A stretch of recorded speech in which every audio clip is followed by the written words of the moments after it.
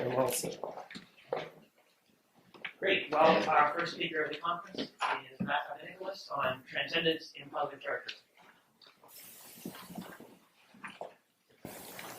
Okay. So can you, yes, it is on. Okay, so first of all, some of you may have been expecting to see Dale Brownawell here to give a lecture. Unfortunately, he wasn't able to make it, so I'm filling in. But he and I have been collaborators for some time, so the topic has not changed. I'll still be talking about transcendence and positive characteristic. Today's lecture is going to be more of a survey of different types of results in characteristic 0 and in characteristic P, just to give an idea of what types of problems one is interested in over function fields and characteristic P. And so we'll sort of start from the beginning. And then tomorrow's lecture will be we'll start over again and talk about, start talking about details and how to, what types of things that we can try to do. Okay, so here's the outline of today's talk. Sort of fairly self-explanatory. The familiar things will be things, talk about objects in characteristic 0, and the sort of things which maybe are less familiar, well, less familiar to some, I'll talk about transcendence results in characteristic 0. And then in the third section, I'll talk about objects over function fields, namely Drinfeld modules, and talk about transcendence results in that setting. Okay.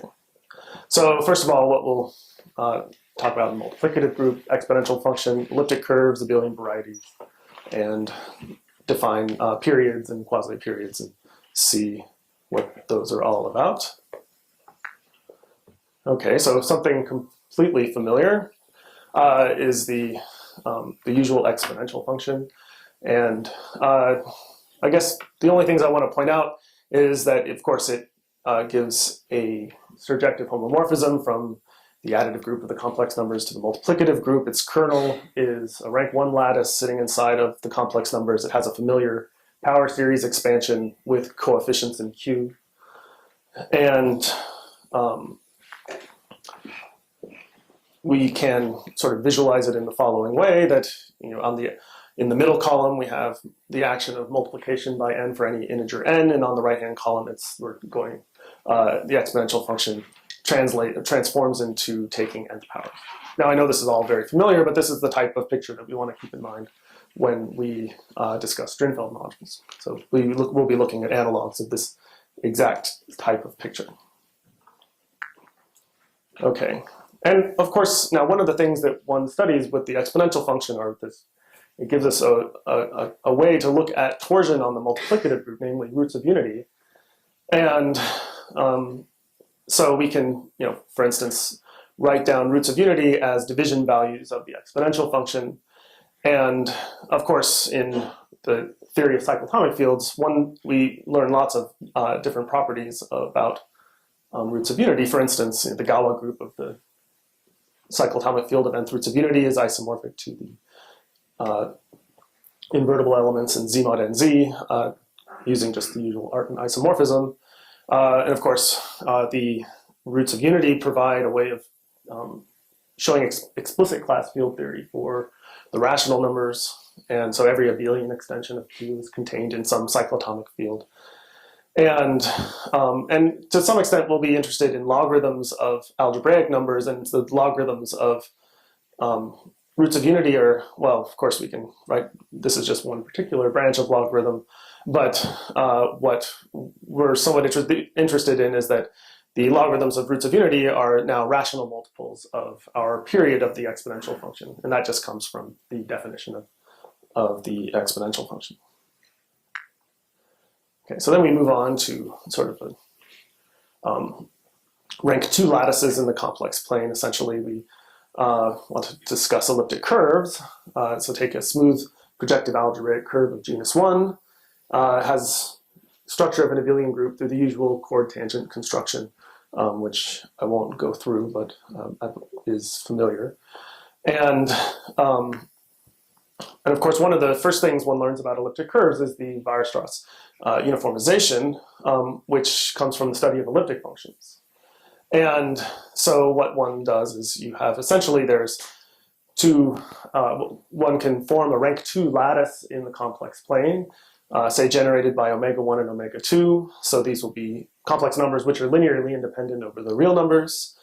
And if one forms the Weierstrass P function, as shown on the slide, then one obtains a function which has double poles at each point in the lattice and no other poles. And one uses the Weierstrass P function, of course, to define sort of what we might call the exponential function of the elliptic curve, which is a map from the complex numbers to the elliptic curve. It's a group homomorphism, and the kernel is our lattice lambda. So lambda was this z omega 1 plus z omega 2. And of course, it's defined in terms of the Weierstrass P function and its derivative. So the x coordinate is p, the y coordinate is p prime. And then again, we have a similar type of commutative diagram. The exponential function sort of on the left-hand side, we're just, again, multiplying by n on the complex numbers, and that translates into multiplication by n on the elliptic curve. And of course, then this leads to all kinds of different other fields of study. I guess one question that arises is if we go back, we have this assertion that there exist omega 1 and omega 2 that with these different properties, or one can just, I think in the study of elliptic functions, you just sort of start off with omega 1 and omega 2, and you create this elliptic curve out of them. But then the question arises, well, okay, given an elliptic curve, how do you actually construct these periods? And they arise by way of elliptic integrals. So one can take, say, the elliptic curve that we started with. It geometrically in P2, it looks like a torus. So you can take the generators of its first homology group and call them gamma 1 and gamma 2, and then you can express the periods in terms of integrating along those paths. So we integrate the holomorphic differential on the curve dx over y. In this case, it's dx over the square root of our cubic polynomial. Okay, so when given any elliptic curve, you can construct these two numbers, and since gamma 1 and gamma 2 generate the homology, these end up being linearly independent over R and do everything that we want. So these are the periods, and one can also, through the theory of the Weierstrass zeta function, talk about what one calls the quasi-periods of the elliptic curve. And the way that these arise are, well, the periods are, again, we're integrating against dx over y. These are differentials of the first kind, so the space of holomorphic one forms on the curve. One can also look at the space of differentials of the second kind. So these will be differentials, one forms with may have poles, but all the residues are zero. And so there's, in the case of an elliptic curve, x dx over y generates these space of differentials, and the quasi-periods are then obtained by integrating against those differential forms. So we end up with these two quantities, eta 1 and eta 2, which, again, we integrate over these cycles on the elliptic curve. And again, these arise, so they're called quasi-periods because they actually are periods, but they're not periods of the elliptic curve. They're periods of an extension of the elliptic curve by the additive group. And also one can write them down as special values of the Weierstrass zeta function, which is constructed, say, out of the Weierstrass sigma function. So again, this is all from classical theory of elliptic functions. Okay, so we have these four quantities now, omega 1, omega 2, and now these two quasi-periods. And so one can define this period matrix, which is just the 2 by 2 matrix with these four quantities in it. And what is, I guess one way to think about it is it's actually providing an isomorphism between two different cohomology theories for the elliptic curve. You have this sort of the singular cohomology, which we get by integrating over, rather we get this singular cohomology on the elliptic curve, which is coming from these loops gamma, and then the de Rham cohomology, which is coming through integration. So, and of course, one may very well ask, well, what's the determinant of this matrix? And depending on how we choose omega 1 and omega 2, the determinant is just plus or minus 2 pi I. So it's plus or minus the period of the original exponential function from the multiplicative group. So, and this is, of course, called the Legendre relation. Okay. So then, once we have mastered group varieties in dimension 1 to a certain extent, we go to higher dimensions and think now there are lots of different types of objects to consider, but for now, let's think about abelian varieties, which are higher dimensional analogs of elliptic curves. So these essentially, one can think of them as, say, c to the d modulo some lattice in c to the d. But their definition essentially, say, over the complex numbers, is a smooth projective variety that is also a group variety. And so elliptic curves are abelian varieties of dimension 1.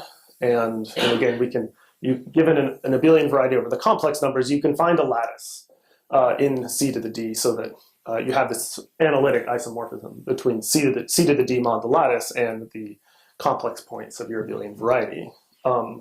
Lambda is a discrete lattice of rank 2D in c to the d. And one thing that is different in this case, of course, is that not every lattice of full rank in c to the d will correspond to an abelian variety. You have to have there are conditions on the lattice that need to be satisfied. Okay, so what about periods for the abelian variety? Well, again, we can do the same sort of thing we did for the elliptic curve. We can look at the isomorphism between the singular cohomology and the de Rham cohomology, and one can define so this would be a 2D by 2D matrix called the period matrix of the abelian variety. And again, things fall into two different classes. There are, so we might call the omega ij's, which are, one could think of these as coordinates of the period lattice for the abelian variety, and then you have the eta ij's, which arise as periods of extensions of the abelian variety by the additive group. And so you end up with this 2 by 2 matrix of quantities. And what we'll be interested in are sort of transcendence transcendence properties of these quantities. So trying to figure out what algebraic relations they have or whether or not they're algebraic. Okay, so this is the type of example we want to keep in mind. Or I guess this is sort of the largest class of examples of things over the characteristic 0 that we'll want to consider. And so now we can move on to transcendence. And I just want to do a brief review of some properties about transcendental theorems in transcendence theory in characteristic 0. So just to give, so when we have these exponential functions for the multiplicative group and the elliptic curves and abelian varieties, where they lead to various these period quantities, and we'd like to understand sort of whether or not they are algebraic. And so, for instance, I guess the most classical theorem in this vein is the Hermite-Lindemann theorem. It says that if you have a non-zero algebraic number, then its exponential is necessarily transcendental. So that is, it doesn't satisfy any polynomial equation over Q or even over Q bar. And one obtains from this several quick corollaries as to what numbers are transcendental. So for instance, E is automatically transcendental then. One obtains that pi is transcendental because e to the 2 pi I is equal to 1. And then logarithms of algebraic numbers are also transcendental because, for instance, log 2, if e to the log 2 is 2, so since the value is not transcendental, the argument has to be transcendental, is essentially what the theorem is saying. So logarithms of algebraic numbers are transcendental, and so are e and pi. There's so an extension of this type of result is the Gelfand-Schneider theorem, which says that, okay, so now we'll look at alpha to the beta, where alpha and beta are both algebraic. And so we'll take alpha not to be 0 or 1, because obviously those will break the theorem, and take beta not rational for the similar sort of reason. But once you eliminate those possibilities, then alpha to the beta has to be transcendental. And so one obtains, this was the answer to Hilbert's seventh problem, which was to sort of, which I think essentially just asked, is 2 to the root 2 transcendental, or e to the pi are these transcendental numbers? And the Gelfand-Schneider theorem answers affirmative in both cases. And so obviously 2 to the root 2 fits into this framework. E to the pi is -1 to the negative I, so it fits in. And then you even see that quotients of logarithms of algebraic numbers, at least if those algebraic numbers are not, one's not a rational power of the other one, these turn out to be transcendental because, of course, 3 to the log 2 over log 3 is equal to 2. And so essentially one could think about what we're saying. So log 2 over log 3 is not, rather is transcendental. So that means that log 2 and log 3 are linearly independent over the algebraic numbers, for instance. Yes? So what is alpha to the beta mean? Oh, what do you mean? Multi-value expression. What choices do you make? Oh, pardon me? Is it all choices or? Yeah, so you pick any choice of alpha and beta, both algebraic. Alpha can't be 0 or 1. See, beta can't be rational because then alpha to the beta would be algebraic, and then that value, whatever you throw is where. Choose a branch for log. Oh, I see what you're saying. It doesn't matter, I think, which alpha you. Oh, I see, because we define alpha to the beta, right, as a e to the beta log alpha, and so it doesn't matter which choice of logarithm. Yeah. For all choices. Yeah. Okay, and so these theorems rather arise as looking at properties of just the usual exponential function, and the proofs which I hope will be mentioned, I think, in Michelle Waldschmidt's lectures, well, at least to a certain extent, they center on analysis of, sort of looking very carefully at what values of the exponential function can be, and sort of if they're algebraic, then what types of fields can they possibly sit in? So then we can move on to the subject of elliptic curves and consider our periods and quasi-periods, and the main theorem that arises. This is sort of just part of Schneider's work on this topic. Is the following: you take any elliptic curve over the algebraic numbers. So now I guess it's important to point out that we're oh, there we go. So now we need to make sure that the defining equation for the elliptic curve is actually defined over the algebraic numbers. So in the multiplicative group, this doesn't turn out to be as much of an issue because it's automatically defined over z, in fact. So we can, but here we will fix an elliptic curve defined over the algebraic numbers. We define these periods and quasi-periods, and Schneider proved essentially an analog of the Hermite-Lindemann theorem and a Gelfand-Schneider type result for elliptic functions. And so now we see that these 4 quantities are transcendental.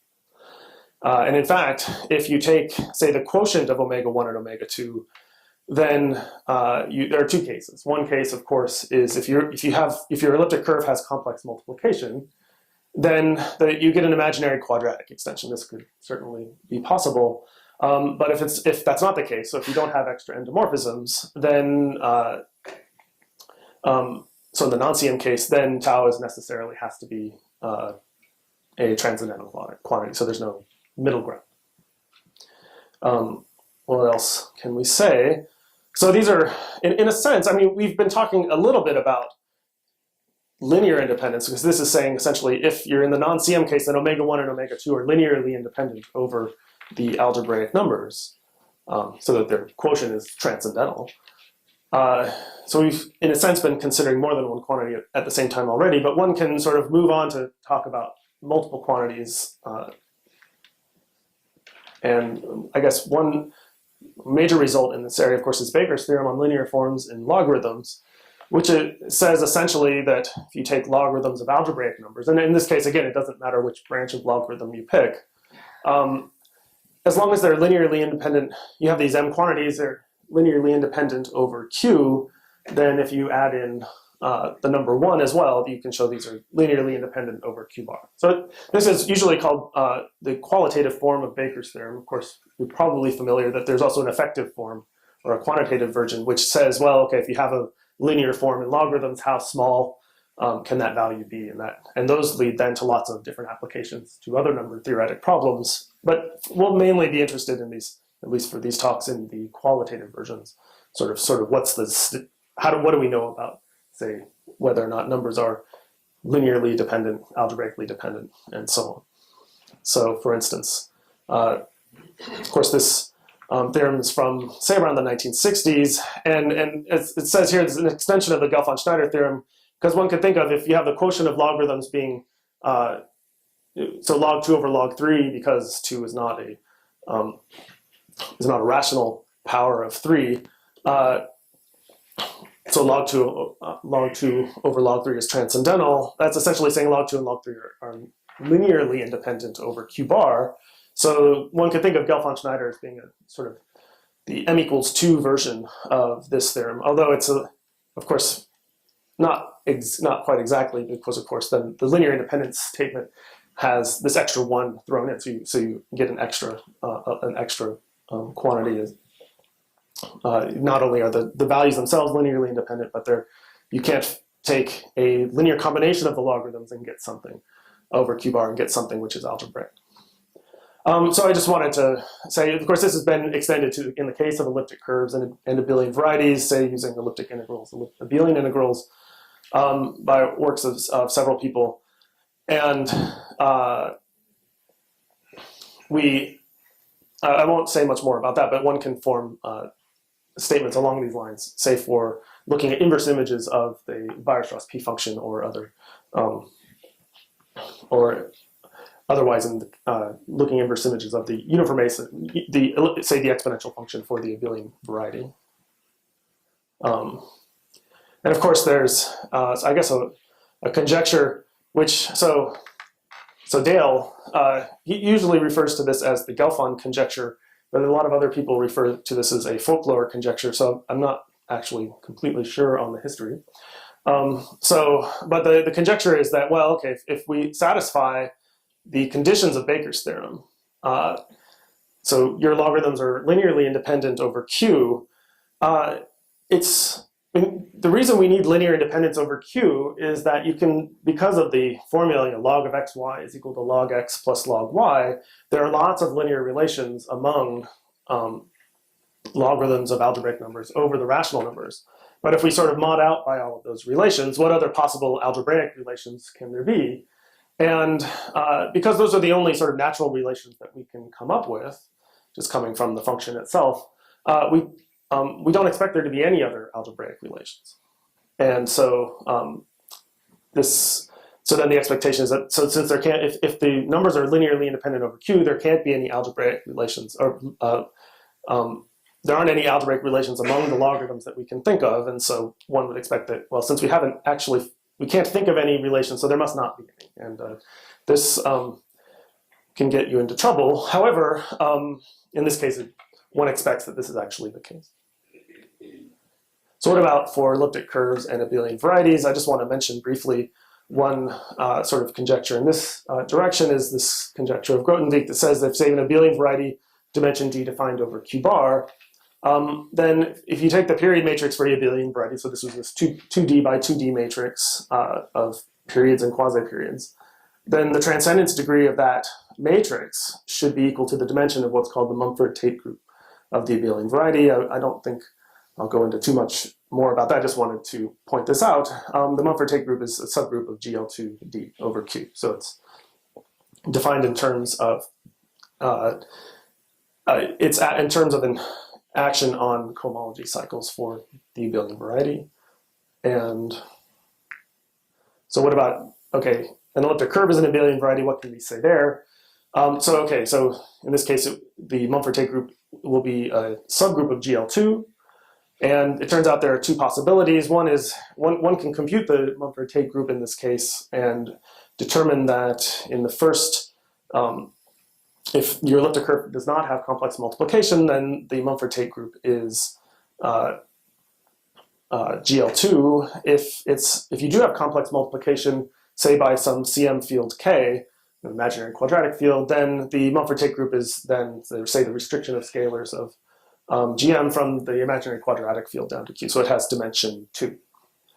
And so in the case of elliptic curves, if you don't have complex multiplication, one expects that our two periods and two quasi-periods should be algebraically independent over Q bar.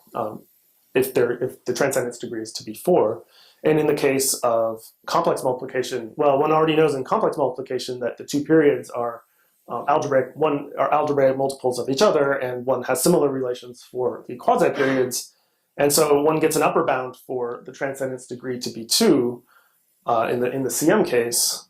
And due to work of Chudnovsky, and I believe, so due to work of Chudnovsky from the early 70s, one can show in the CM case that this actually turns out to be the case. That the period, so you have a fundamental period and quasi-period, and they're algebraically independent over Q bar. And I believe this was sort of first pointed out by Michel Waldschmidt. Okay, so now we move on to function fields. So actually, so the remaining of the lectures will all be about function fields, but the discussion of what happens in characteristic 0 is just to give you a flavor of the type of things one wants to try to do. And so today I'll mainly be making some definitions and state some transcendence results as we go along the way. But just to give you an idea of the objects we're going to define, Drinfeld modules, and in particular the Carless module, these turn out to be analogs of, say, the multiplicative group in the case of the Carless module, and Drinfeld modules of rank 2 we'll see to be analogs of elliptic curves. And then we'll have higher dimensional versions, which one could think of as being analogs of abelian varieties, though the picture is not as clear-cut as one might hope.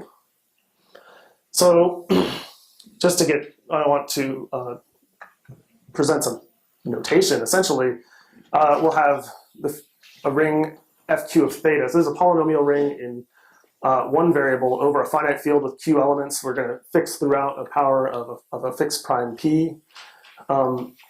We can take its fraction field, we'll call that k. So little k throughout, I think for the next 3 days, it will be fixed to be this rational function field in theta.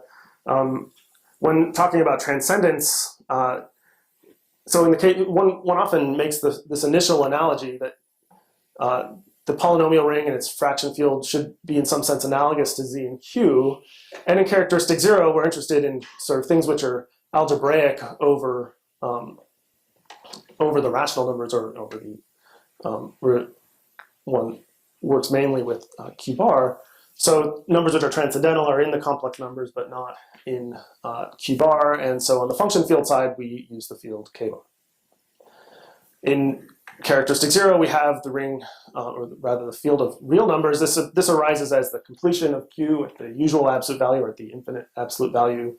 We have a similar infinite absolute value for fq of theta. This is the absolute value given in terms of the degree. So the absolute value of some rational function is q to the degree of f.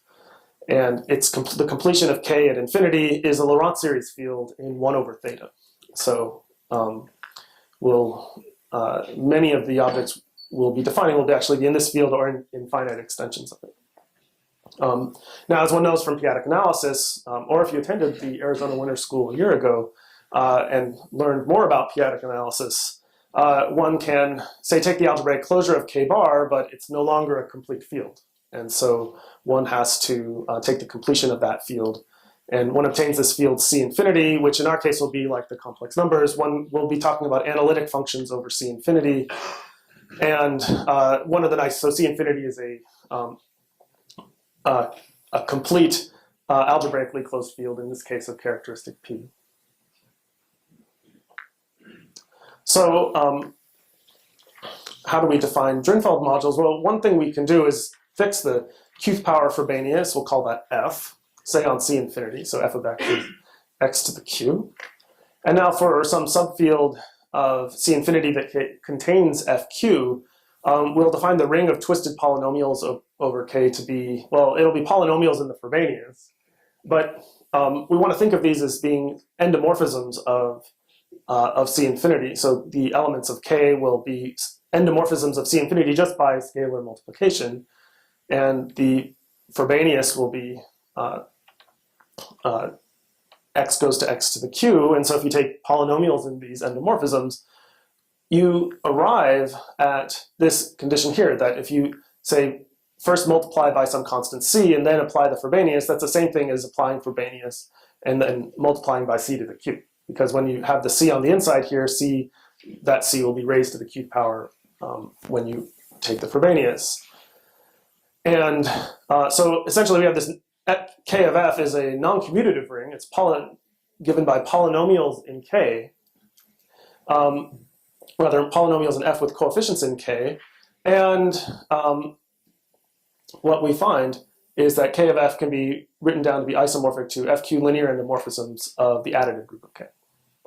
And for instance, the way to realize that, so if we want to think of some polynomial in f to be an endomorphism, we pick an element K and we'll call phi this polynomial. Then phi of x is defined to be this polynomial. And notice it's what we usually call an additive polynomial or an FQ linear polynomial in x. So it's a naught times x, a naught multiplication by a naught, a1f becomes a1x to the q, and so on. AR f to the r become, when you apply that to x, is AR x to the q to the r. And so elements of K of f, we want to think of these as giving endomorphisms of the additive group. And now we'll define modules which arise out of these endomorphisms. So we call these Drinfeld modules. So now we'll take fq of t to be a polynomial ring in T over fq. And so one often, and I mentioned more about this in the notes, that, well, why introduce this additional variable t when we already had fq of theta from before? So not trying to present a typographical error. So we already have fq of theta, why do we need fq of t? Well, for now, we're just going to do this, and then tomorrow we'll sort of see different settings where t and theta have to actually interact. And so there needs to be some difference between the two rings. In this case, fq of t, you want to think of this as being a ring of operators, whereas fq of theta is just really a ring of scalars. Again, we'll say more about that tomorrow. So a Drinfeld module is, you would think it would be a module, and in fact it is, but when one defines it, they usually say, well, oops, we're just going to define it as a homomorphism. So it's an FQ algebra homomorphism from FQ of t to the twisted polynomials over C infinity. And the only requirement that we have is that rho of t be, that the constant term be theta. So, and in general, if you take rho of f, then the constant term will be f of theta. And again, because FQ of t is a freely generated, it's generated by the element t, we can define this homomorphism once we say what t goes to. And so we're going to say rho of t is going to be theta plus some extra stuff in f. And what we see here is that there are, of course, lots of polynomials that we can pick. If a sub r here is non-zero, then we'll say that this Drinfeld module has rank r, and we'll be focusing mainly later on rank 2 Drinfeld modules, but much of what we'll talk about actually generalizes, well, much but not all, generalizes to arbitrary rank. And then why is it called a module? Well, rho makes C infinity into an FQ of t module in the following way.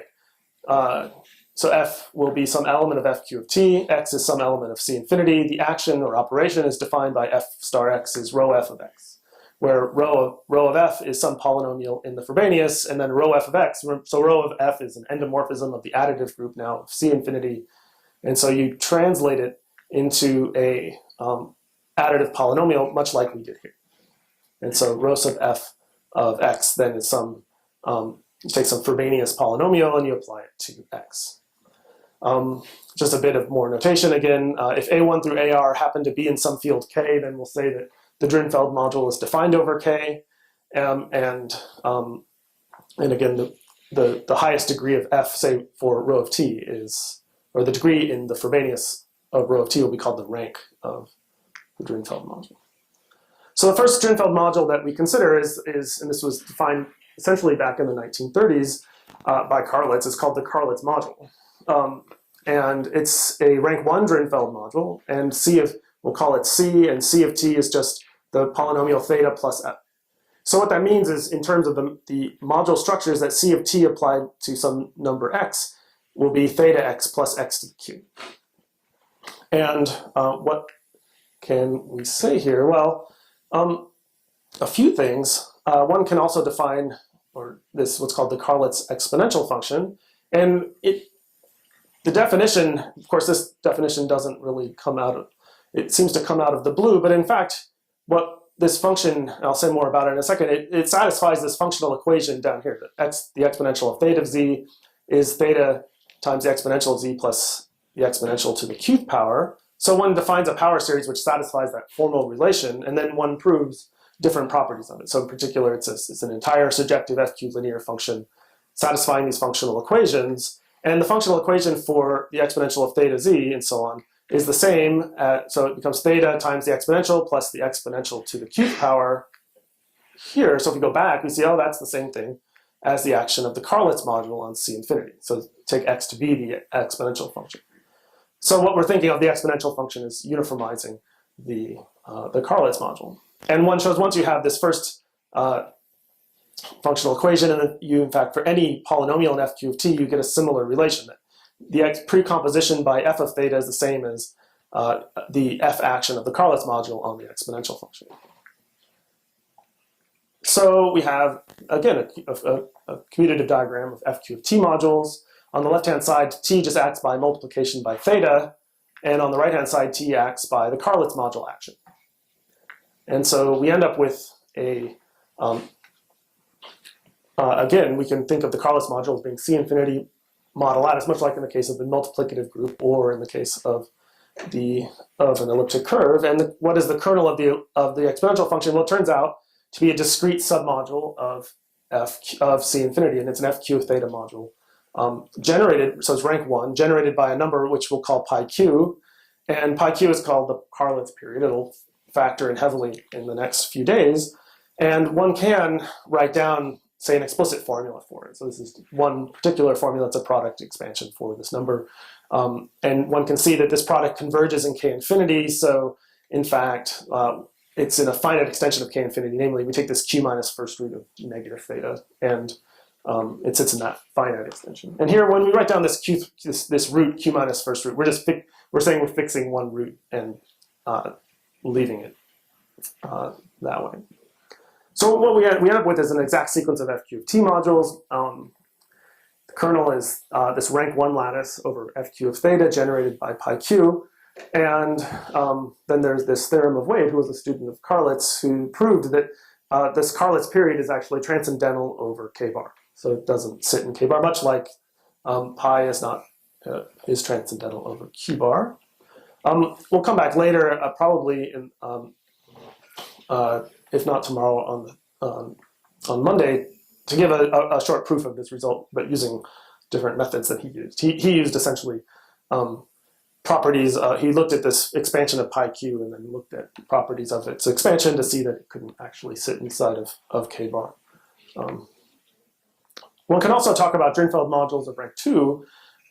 So now here we have a polynomial in the Frobenius of degree 2. There's also a notion of an exponential function in this case. It's, again, a surjective f(q) linear entire function. So it's given as one of these additive power series, satisfying a functional equation so that if you precompose by the multiplication by, say, f of theta for some f in f(q) of t, then on the outside it's working by the action of our Drinfeld module. So say our Drinfeld module is rho, then it acts rho of f.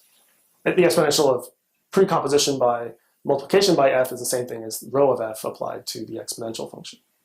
One can again look at the periods or the kernel of the exponential function, and you can write, it turns out, so for a rank 2 module, the lattice is a lattice of rank 2, and it's generated, say, by two numbers omega 1 and omega 2, and it's a discrete f(q) of theta submodule of C of rank 2.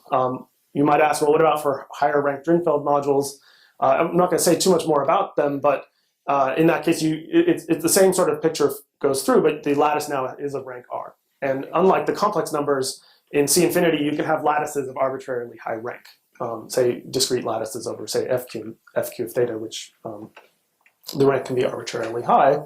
And so the rank of the Drinfeld module corresponds to the rank of its period lattice. And so if you're wondering what the product expansion of, or what the definition of the exponential function is, well, you can actually write it down. It's in fact the function z, you take the product over the entire lattice and you take z times the product of 1 minus z over omega. This product turns out to converge. It's an entire function and it does everything that we want. of course, the omegas are defined as the kernel of the exponential function. So that's maybe not such a great definition. However, the definition can be obtained by essentially looking at this functional equation and recursively defining the coefficients of the exponential function. You can show it satisfies the properties that we want. And then once you have that, you can show that it actually satisfies this formula. Or you can do the other thing, or another thing, which would be to say start with a lattice, define this function, much like one defines the Weierstrass P function, and then show that this exponential function actually comes from a Drinfeld module. So you can go back and forth, and the two things are equivalent. And so we have this uniformizing exact sequence of FQ of T modules. On the right-hand column, we're acting by the Drinfeld module.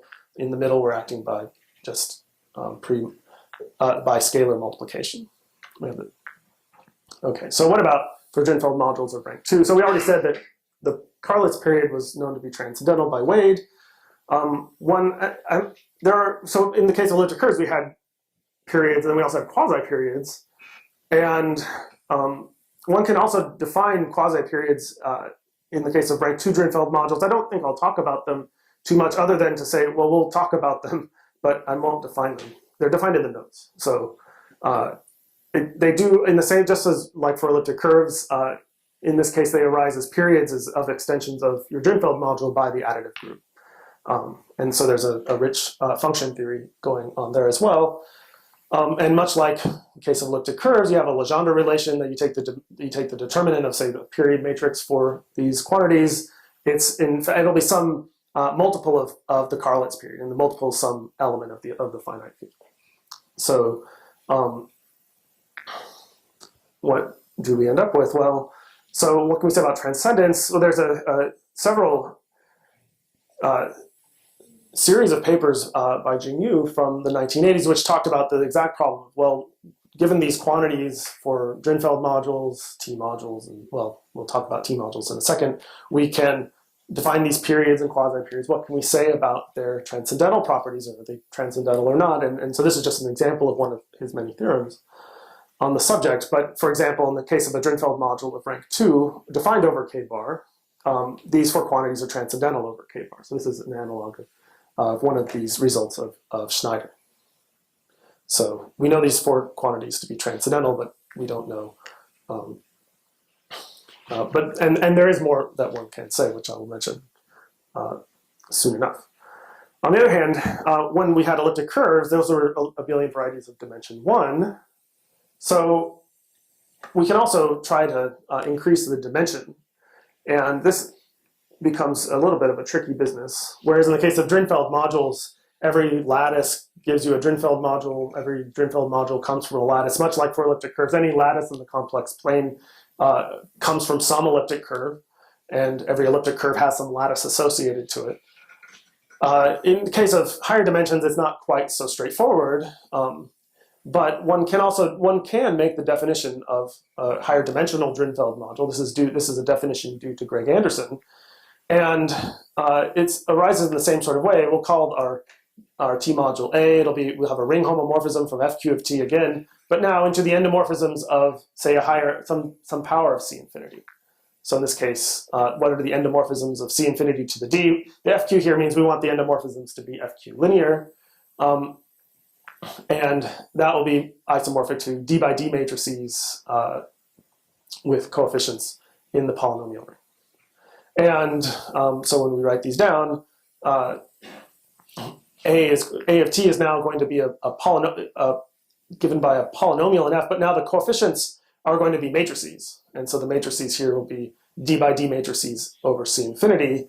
And then there's this little twist that is thrown in that on what the constant term is. Remember, for a Drinfeld module, the constant term is just equal to theta.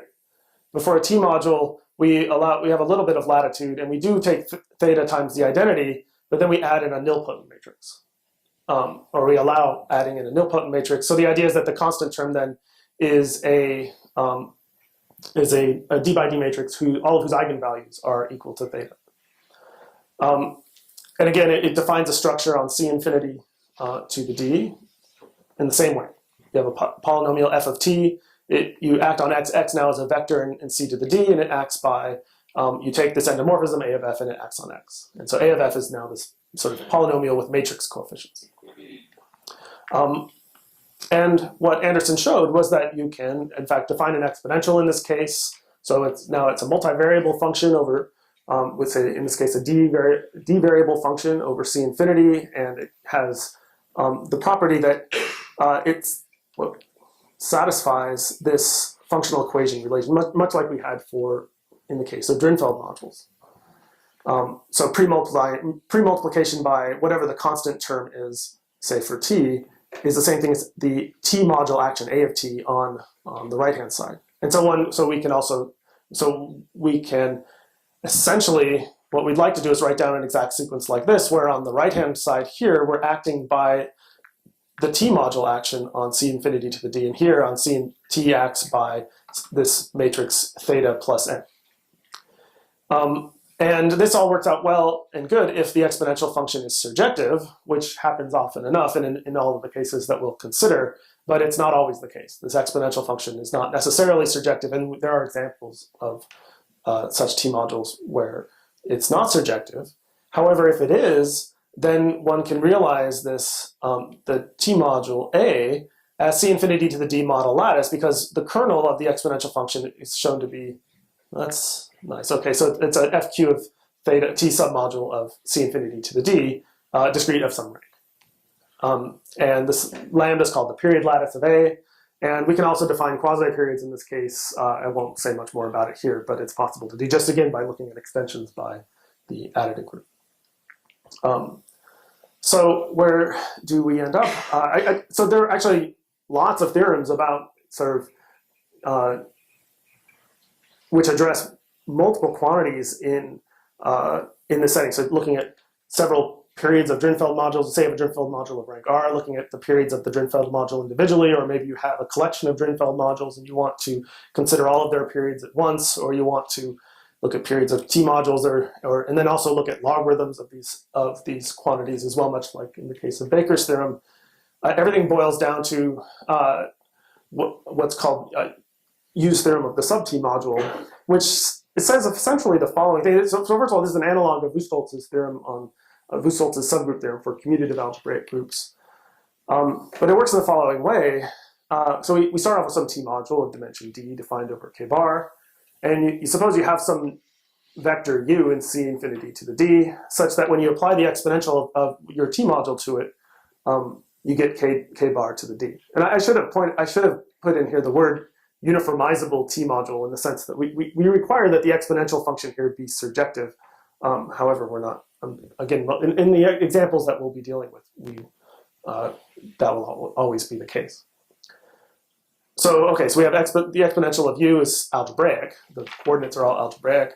Then the conclusion is the following. If you look at the smallest vector subspace of c infinity to the d that contains u, and which is invariant under this constant term coefficient of our T module, so theta times the identity plus this nilpotent matrix. So we take the smallest vector space defined over k bar, which satisfies these properties. It contains u, and it's invariant under the scalar action. Then if you take the exponential function applied to this subspace, you get a sub-T module of your original T module. So that is, it'll be a subspace which is isomorphic to some other T module sitting inside of A. And why is this important? Well, what it basically boils down to saying is that if you have a vector u whose exponential is algebraic, and you happen to have linear relations among the coordinates, because this vector space H essentially is defined by, you look at if you have linear relations among the coordinates of u, then you can define this, you can define a non-trivial vector space H, or in some cases define a non-trivial vector space H satisfying these properties coming from these linear relations over k bar of u, and it has to correspond to some sub-T module. So what that essentially will boil down to is that these linear relations among if you have linear relations among the coordinates of u, then you have to have some non-trivial sub-T module of your original T module. And what that means is that then you can say, okay, well, I have a T module, but it doesn't have any non-trivial sub-T modules. And from that, you can conclude that the vector u that you started with its coordinates must be linearly independent. That's the general type of argument that one makes. And so Jingyu actually used this to prove many wonderful theorems about things like linear forms and logarithms for Drinfeld modules, for the Carlitz module, so analogs of Baker's quantitative theorem, by essentially considering products of the Carlitz module or products of Drinfeld modules simultaneously, because the product of Drinfeld modules will end up being one of these T modules. And also proving theorems about linear independence of zeta values, which we'll talk about later. But everything falls into this framework. And then work that Dale and I did on linear independence of gamma values also relied heavily on using this theorem. So this basically tells us everything that we want to know about linear relations among periods of Drinfeld modules, T modules, or logarithms of algebraic points on Drinfeld modules. So, like I said, just one particular example of an application is linear forms in Carlitz logarithm. And so one supposes that you can pick algebraic numbers alpha 1 through alpha m. You take their logarithms here, again, not picking any particular branch of logarithms, just looking at inverse images of these points under the exponential function, the Carlitz exponential. And suppose they're linearly independent over k. K here again is q of theta. Then these quantities are all linearly independent over k bar. So the exact analog of Baker's thing. So anyway, we'll be talking more in the next few days about. So this is a sort of introductory lecture to the types of things we're interested in studying, and then tomorrow we'll talk. We'll sort of start again at the beginning and talk about how we can actually get at proving similar theorems in these veins, and looking at problems of algebraic independence. Okay, so thank you very much.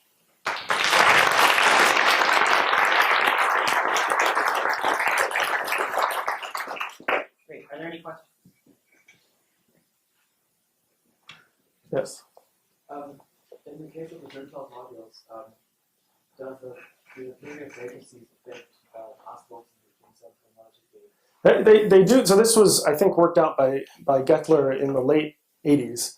And because I didn't really talk about quasi-periods, it was sort of couldn't really get into this exactly, but he doesn't define exactly a cohomology theory for these for Drinfeld modules, but he in the sense that it's cycles mod, co-cycles mod, co-boundaries and things like this. But he does define some subgroups or rather submodules, or define some quotients of different modules of these twisted polynomials, which come from the Drinfeld module. These comes from the study of what are called biderivations, and these are in the notes. And so he defines what he calls HDR of your Drinfeld module, which he calls it the de Rham cohomology group of the Drinfeld module, and which does fit into this in the case that you can show that you have an isomorphism between this one space coming from these biderivations and this other space coming from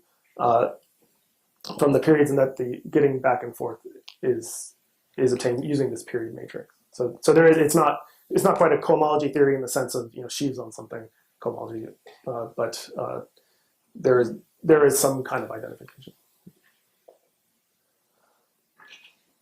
Okay, great. Let's thank the speaker again.